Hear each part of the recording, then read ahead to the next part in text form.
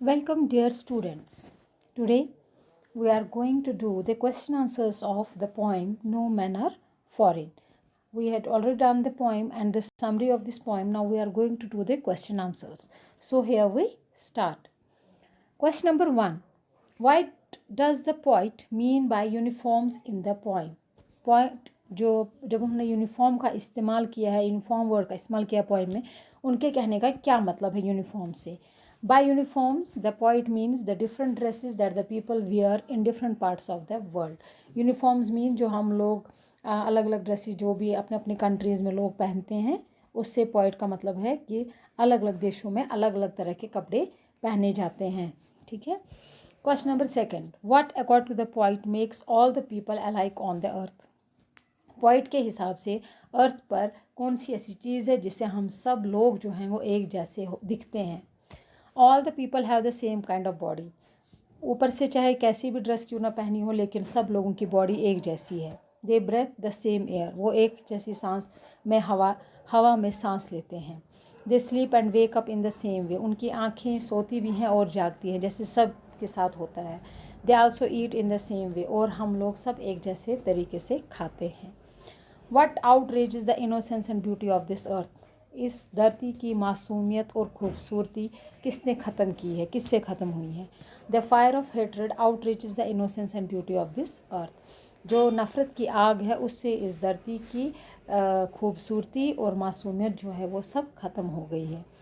Question number 4. What message do you get from the poem. आपको इस poem से क्या मैसेज, क्या संदेश मिलता है इस पोइम से? All the man are the same. सब लोग एक जैसे हैं. They have the same kind of body. हर एक की बॉडी एक जैसी होती है. They breathe in the same way. एक ही हवा में वो सांस लेते हैं. दस नो मैन और स्ट्रेंज और फॉरेन. कोई भी आदमी अजनबी या बाहर विदेशी नहीं है.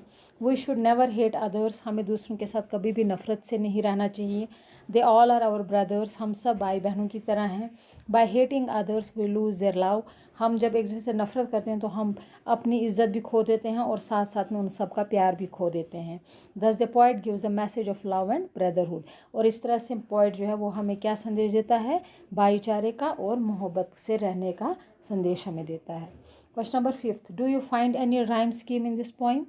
क्या इसमें कोई राइम स्कीम है पोइम में? राइम स्कीम मैंने आपको पहले बताया था कि लास्ट वाले वर्ड्स जो हैं हर एक दूसरी लाइन में एक दो लाइनों में वो हमेशा रिजेंबल करती है बोलने में. तो इस तरह उसको हम बोलते हैं राइम स्कीम. इस पोइम में वो चीज़ नहीं है. There is no rhyme scheme in this poem. It has been written in free verse. Question number 6. What is the style used by the poet in the poem. इसमें कौन सा style use किया गया है पोइम में? The poet has use the technique of repetition and plain logic to bring home his point. Point ने इसमें simple सी टेक्निक, रिपीट की टेक्निक यूज़ की है. That no man are foreign and no countries are strange और no man are strange and no countries are strange. तो इस तरह से उन्होंने इसमें वो यूज़ किया हुआ, रिपीटेशन की टेक्निक यूज़ की है और प्लेन लॉजिक इसमें यूज़ किया गया है ताकि पॉइंट जो है वो अपने मकसद पर आ जाए, ताकि उस पोइम का जो मेन मकसद है संदेश देना, भाईचारे से रहने का, वो पूरा हो जाए. ठीक है.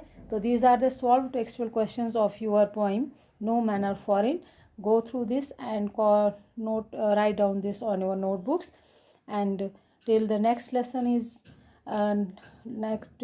lesson will approach, we will do the next poem of this book. Okay, till that, take care, stay home, stay safe.